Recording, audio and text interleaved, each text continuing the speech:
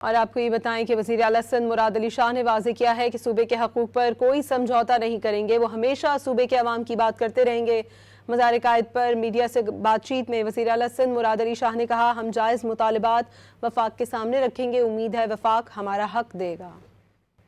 جو جائز ہماری ڈیمانڈز ہیں ان کے لیے صوبے کے لوگوں کے لیے میں ہمیشہ بات کرتا رہوں گا، اور انشاءاللہ تعالی مجھے پورا یقین ہے کہ ہم اپنی جب جائز ڈیمانڈز پیش کریں گے تو ایک جمہوری حکومت جو وفاق میں ہے وہ صوبہ سندھ کو اپنے حقوق دے گی۔ میں میاں شہباز شریف کا شکر گزار ہوں کہ 2022، 23 اور 24 میں وہ منصوبے جو ختم کر دیے گئے تھے ان کو دوبارہ ریوائیو بھی کیا، ان کے لیے مناسب رقم بھی رکھی۔ انشاءاللہ تعالی صورتحال کو دیکھتے ہوئے فیصلے کریں گے،